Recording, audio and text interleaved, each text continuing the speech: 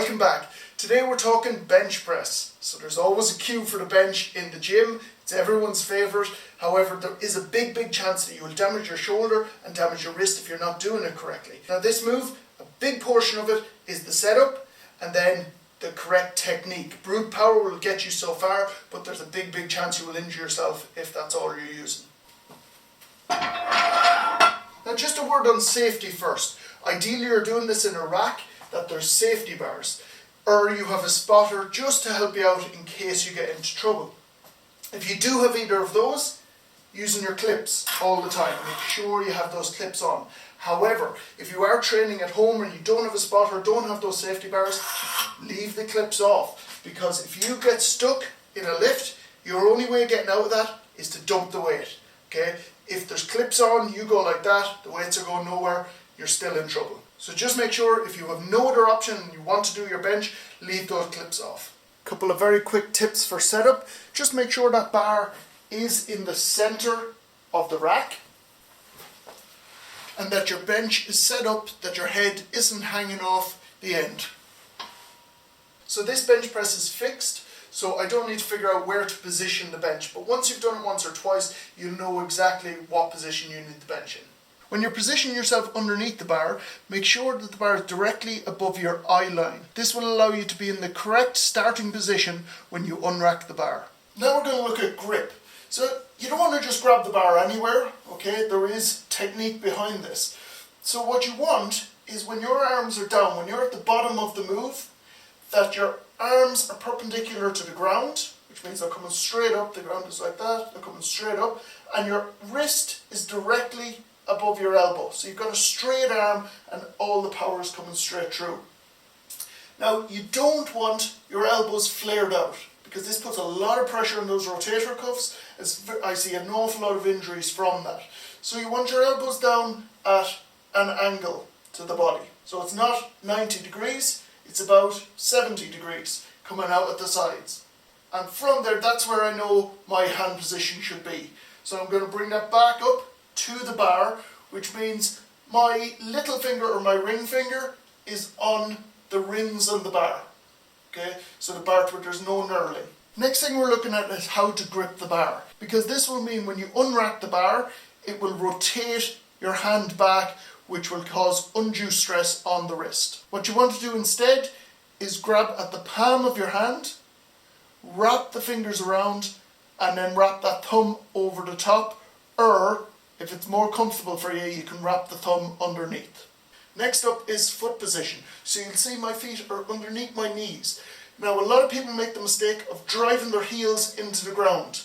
If you drive your heels straight down into the ground, it will cause your glutes to lift off the bench, and this is the last thing you want. If your glutes lift off the bench, you have no base of support, you're completely unstable, and this is how injuries happen. You want your glutes in contact with the bench all of the time. So what you're going to do is you're going to push down and away as if you're trying to push your body up the bench.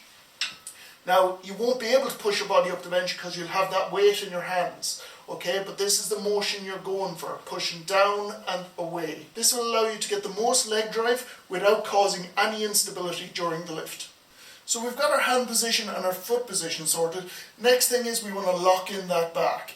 So from your position on the bench, you're going to squeeze your shoulder blades together and down. The idea I want you to visualize is getting your shoulder blades as close to your hips as you possibly can. So squeeze them together and down towards your hips. Now this will create an arch underneath your back. This scares some people. However, every professional lifter will do this. It is completely safe and it is actually making you more stable. It is locking you into position. Once you've got your back locked in, keep it there. Don't allow yourself to relax. Keep that lock and prepare for the lift. You're going to grab the bar, take in a big belly breath. So you're breathing into your belly and up. And this is your starting position. From here, my back is still braced. Take another big deep breath. Bring it down, touch the chest, drive back up. So I'm going to do that one more time, but I'm going to shout out the cues as I go. So back is locked in, so I'm squeezing those shoulder blades down, gripping the bar, Big belly breath. Okay, prepare for the lift. Take in a big belly breath. Down towards the body. Drive through the legs.